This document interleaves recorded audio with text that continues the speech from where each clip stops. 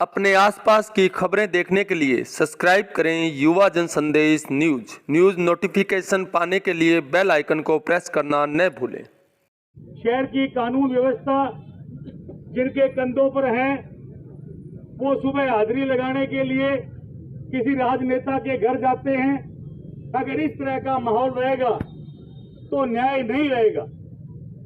क्यों कि आज किसी को मिलना हो, मैं परसों की घटना बताता हूं कि हम कलेक्टर को मिलने गए, समाज एक बहुत बड़ा समाज, और हम सुबह करीब 11 बजे पहुंचे और 12 बजे संदेश आता है कि शाम को 6:30 बजे आ जाना।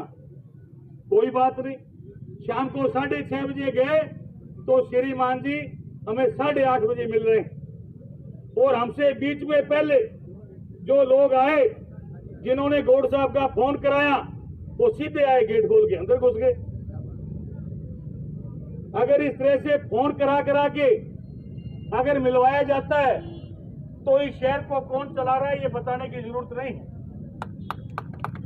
देखो, हमें कोई फर्क नहीं पड़ता, हम तो अपनी जान बचा लेंगे, लेकिन शहर के जो शरीफ लोग हैं वो अपना आगा पीछा देख लें। अभी तो वो हम पे भारी हैं, कल आपकी बारी है।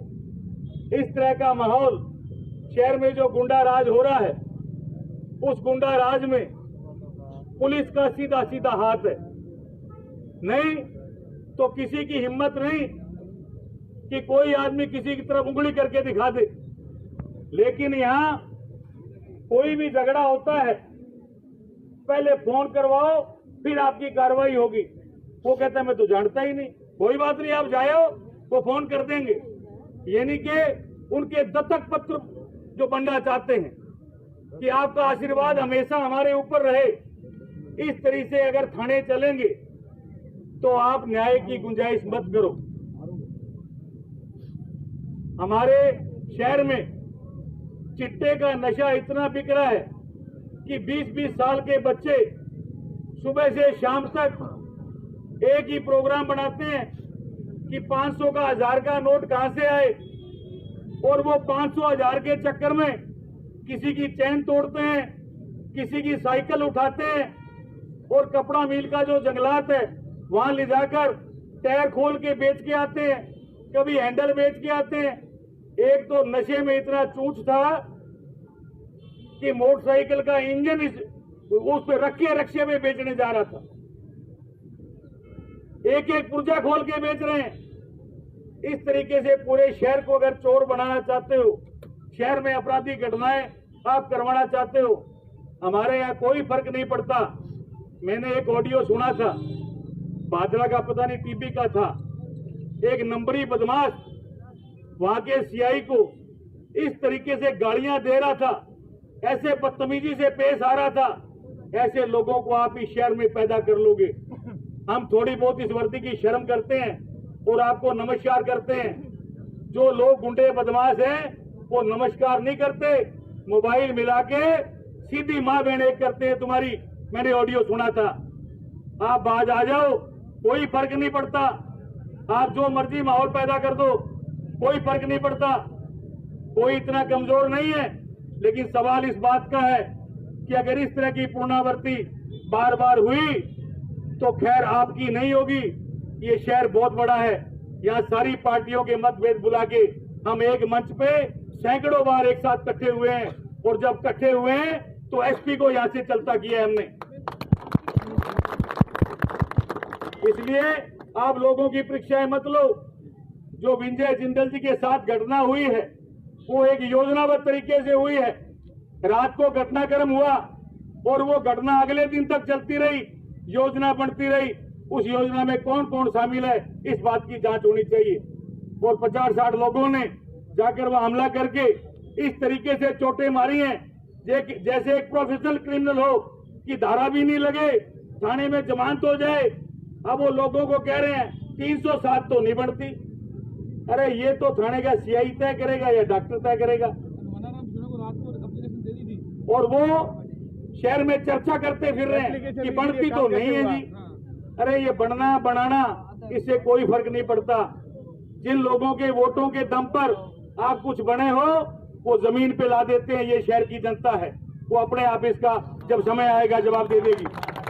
लेकिन सवाल इस बात का है कि शायद उनको पता हो या नहीं हो, लेकिन नीचे जिन लोगों को नशा चढ़ा है उनका नशा उतारने का काम यहाँ के प्रशासन का है, यहाँ की पुलिस का है। लेकिन अभी भाई टीमा जी ने बड़ी नसीहत दी है कि शर्म करो।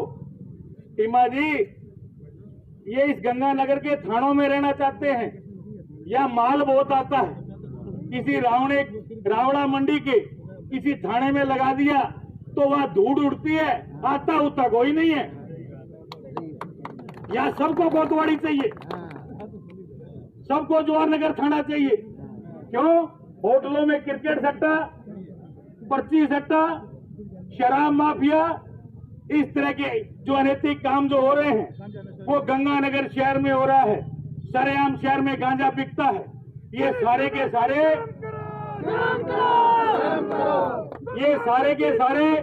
गंगानगर में रहना चाहते हैं। और गंगानगर में रहना है तो आशीर्वाद तो उनका हमारे सर पे होना चाहिए जो सीएम के साथ खड़े रहते हैं, जिन्होंने सीएम को बचाया है। एक ही वोट का रोड़ा है। ये अगर 2-4 वोट का रोड़ा होता तो इतनी हिम्मत इनकी भी नहीं होती, शायद पुलिस अपना काम करती। रोड़ा 1 वोट का है और वो 1 वोट इधर उधर की भावना से कार्रवाई कर रही है। तो इसलिए यहाँ से जाना चुना कोई नहीं चाहता, सबको माल चाहिए।